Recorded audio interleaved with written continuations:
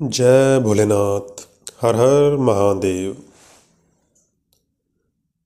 शिवजी की बात सुनकर माता पार्वती ने कहा कि आपने तपस्वी होकर मेरे पिता गिरिराज से यह क्या बात कह डाली। माता पार्वती बोले कि आप तप शक्ति से संपन्न होकर ही बड़ा भारी तप करते हैं और प्रकृति से ही सबकी सृष्टि, पालन और संहार होते हैं। यदि आप प्रकृति से परे हैं तो इस समय इस हिमवान पर्वत पर आप तपस्या किस लिए कर रहे हैं। आप जितेंद्रिय होकर भी प्रकृति के अधीन हो सदा कई प्रकार के कर्म करते रहते हैं, फिर निर्विकार कैसे हैं। यदि आप प्रकृति से परे हैं और यदि आपका यह कथन सत्य है तो भी आपको मेरे समीप रहने पर डरना नहीं चाहिए। पार्वती जी की यह बात सुनकर शिवजी ने कहा कि यदि तुम सांख्य मत को धारण करके ऐसी बात कहती हो तो प्रतिदिन मेरी सेवा करो, परंतु वह सेवा शास्त्र निषिद्ध नहीं होनी चाहिए। फिर शिवजी ने हिमालय से कहा कि मैं तुम्हारे इस अत्यंत रमणीय श्रेष्ठ शिखर की भूमि पर तपस्या करूंगा और आप मुझे यहाँ तपस्या करने की अनुमति दें। आपकी आज्ञा के बिना कोई तप नहीं किया जा सकता। यह सुनकर हिमालय बोले कि मैं तो आपका ही सेवक हूँ, मैं तुच्छ होकर आपसे क्या कहूँ। उसके बाद शिवजी को प्रणाम करके हिमालय अपने घर लौट गए और वे प्रतिदिन माता पार्वती के साथ उनके दर्शन के लिए आते थे। माता पार्वती अपने पिता के बिना भी दोनों सखियों के साथ नित्य शंकर जी के पास जाती और भक्तिपूर्वक उनकी सेवा में लगी रहती। नंदीश्वर आदि कोई भी गण उन्हें रोकता नहीं था। महादेव जी के आदेश से ही ऐसा होता था। प्रत्येक गण पवित्रता पूर्वक रहकर उनकी आज्ञा का पालन करता था। इस प्रकार भगवान शिव ने हिमालय जी के कहने पर उनका गौरव मानकर उनकी पुत्री को अपने पास रहकर सेवा करने के लिए स्वीकार कर लिया। माता पार्वती अपनी दोनों सखियों के साथ महादेव जी की सेवा के लिए प्रतिदिन आती जाती रहती थी। फिर शिव जी की पूजा करके उनके चरणों में प्रणाम करके प्रतिदिन माता पार्वती अपने पिता के घर वापस लौट जाती। इस प्रकार शिवजी की सेवा में लगी हुई माता पार्वती का बहुत समय व्यतीत हो गया। फिर भी वह संयम रखकर विधि पूर्वक शिवजी की पूजा करती रही। जब शिवजी ने माता पार्वती को अपनी सेवा में नित्य तत्पर देखा तो शिवजी ने विचार किया कि जब माता पार्वती में गर्व का थोड़ा सा भी अंश नहीं रह जाएगा तभी वे उनकी पूजा स्वीकार करेंगे। ऐसा विचार करके शिवजी दोबारा से ध्यान मगन हो गए। इसी बीच में इंद्र आदि देवताओं ने तथा मुनियों ने ब्रह्मा जी की आज्ञा से कामदेव जी को आदरपूर्वक वहाँ भेजा, क्योंकि देवता चाहते थे कि भगवान शिव और पार्वती जी का विवाह हो और जो उनसे पुत्र उत्पन्न होगा वह तारकासुर का वध करेगा।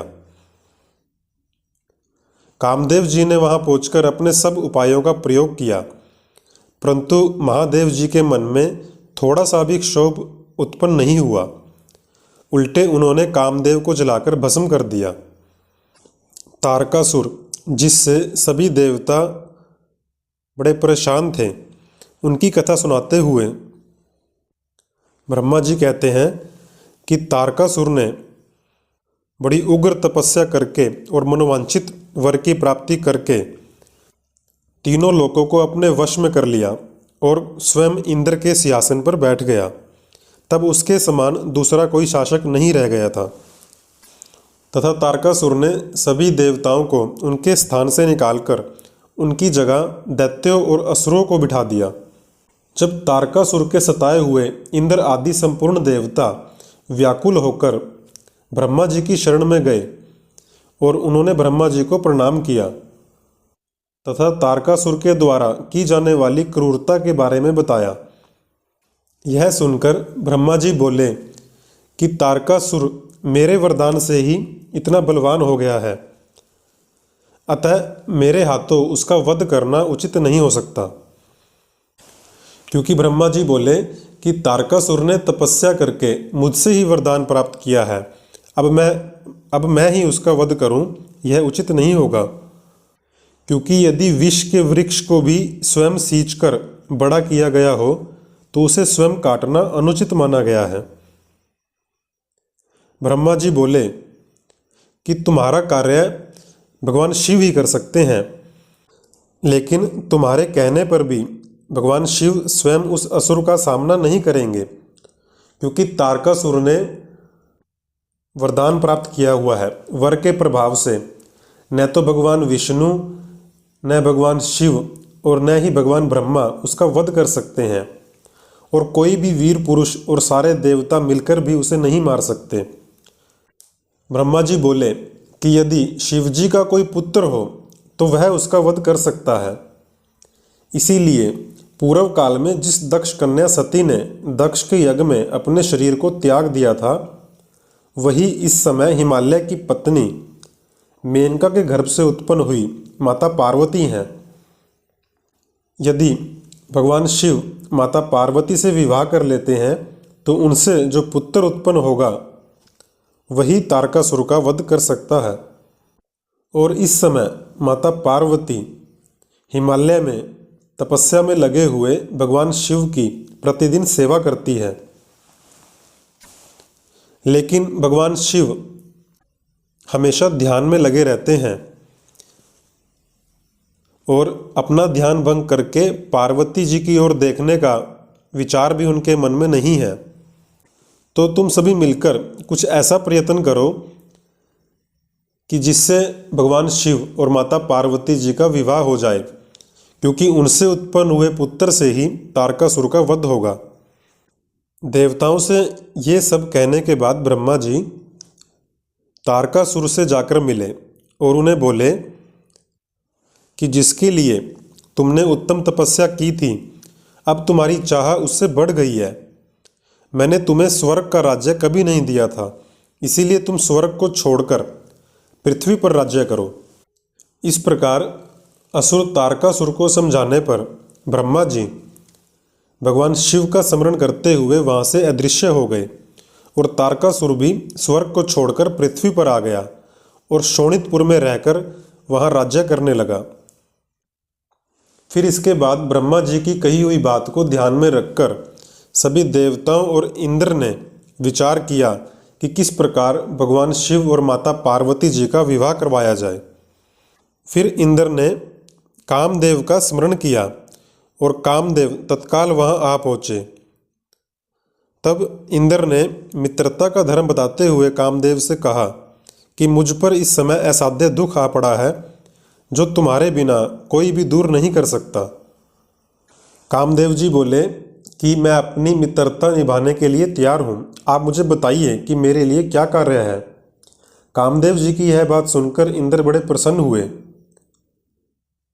और कामदेव जी को प्रणाम करके वे बोले कि जिस कार्य को पूर्ण करने के लिए मैंने तुम्हें बुलाया है उसे सिद्ध करने में केवल तुम ही समर्थ हो, दूसरे किसी से उस कार्य का होना संभव नहीं है। इंद्र कामदेव जी को बताते हुए कहते हैं कि किस प्रकार दैत्य तारकासुर ने ब्रह्मा जी का वरदान पाकर सभी लोकों पर अपना शासन कर लिया है तथा वह सभी को दुख दे रहा है। संपूर्ण देवताओं ने अपनी पूरी शक्ति लगाकर तारकासुर के साथ युद्ध किया, परंतु वे सफल नहीं हुए। श्री हरि जी का सुदर्शन चक्र भी वहां सफल नहीं हुआ।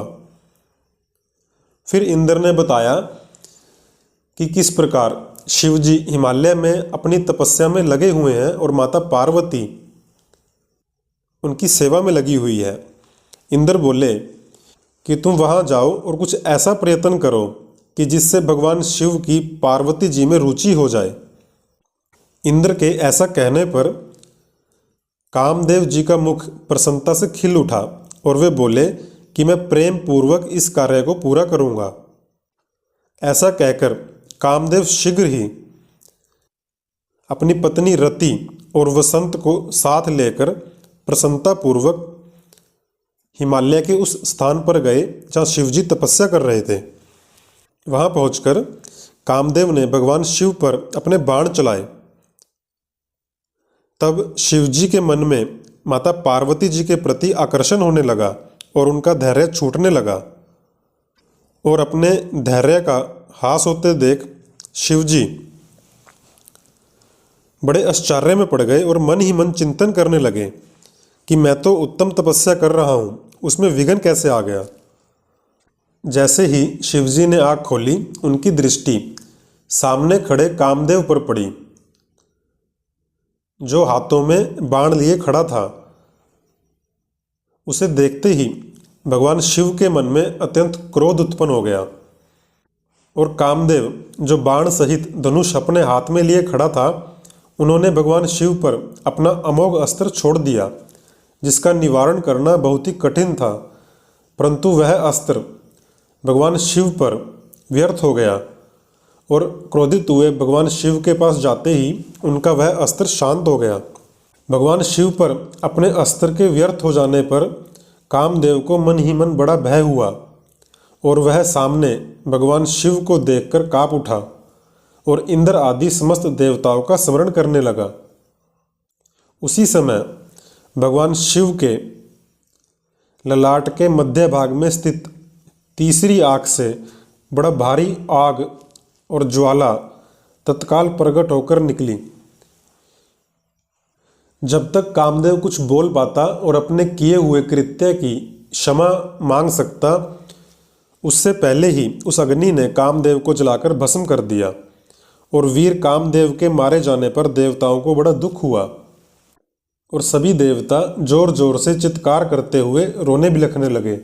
उसी समय माता पार्वती का सारा शरीर सफ़ेद पड़ गया। वे अपनी सखियों को साथ लेकर भवन की ओर चल पड़ी। कामदेव के जल जाने पर उनकी पत्नी रति पति के मृत्यु के दुख से इस तरह गिर पड़ी मानो मर गई हो। थोड़ी देर में जब रति को होश आया तो वह भी विलाप करने लगी कि देवताओं ने यह कामदेव जी से क्या करवाया। उसके बाद सभी देवता वहां आ पहुंचे और उन्होंने रति को आश्वासन दिया कि आप भय को छोड़ो, हम सबके स्वामी महादेव जी कामदेव को पुनः जीवित कर देंगे। कोई किसी को न तो सुख देने वाला है और न ही कोई दुख देने वाला है। सब लोग अपनी अपनी करनी का फल भोगते हैं। इसीलिए तुम व्यर्थ में देवताओं को दोष देकर शोक मत करो। उसके बाद सभी देवताओं ने भगवान शिव से प्रार्थना की कि इसमें कामदेव का कोई दोष नहीं था। हम सभी ने अपने स्वार्थ के लिए, ताकि तारकासुर का वध हो सके, इसीलिए हमने कामदेव जी को आपके पास भेजा था। अब आप रति पर कृपा कीजिए और उनके शोक को दूर कीजिए। देवताओं के इस प्रकार के वचन को सुनकर शिवजी बोले कि अब जो कुछ मेरे क्रोध से हो गया है वह दोबारा तो अब नहीं हो सकता। इसीलिए अब रति का शक्तिशाली पति कामदेव शरीर रहित ही इस ब्रह्मांड में निवास करेगा। जब तक रुक्मिणी पति श्री कृष्ण का धरती पर अवतार नहीं हो जाता, तब तक कामदेव बिना शरीर के ही रहेगा। जब श्री कृष्ण द्वारका में रहकर पुत्रों को उत्पन्न करेंगे, तब वे रुक्मिणी के गर्भ से ही काम को भी जन्म देंगे। उस काम का नाम उस समय प्रद्युम्न होगा। उस पुत्र के जन्म लेते ही शंबरासुर उसे हर लेगा। हरण के पश्चात वह उस शिशु को समुद्र में डाल देगा और फिर वह मूर्ख उसे मरा हुआ समझकर अपने नगर को लौट जाएगा। उस समय तक तुम्हें शंबरासुर के नगर में सुखपूर्वक निवास करना चाहिए। वहीं तुम्हें अपने पति कामदेव, जिसका नाम उस समय प्रद्युम्न होगा, की प्राप्ति होगी। वहां तुमसे मिलकर काम युद्ध में शंबरासुर का वध करेगा और सुखी होगा। और कामदेव वहीं से अपनी पत्नी रति और शंबरासुर के धन को लेकर उसके साथ पुनः नगर में चला जाएगा। भगवान शिव की यह बात सुनकर सभी देवताओं के मन में कुछ उल्लास हुआ।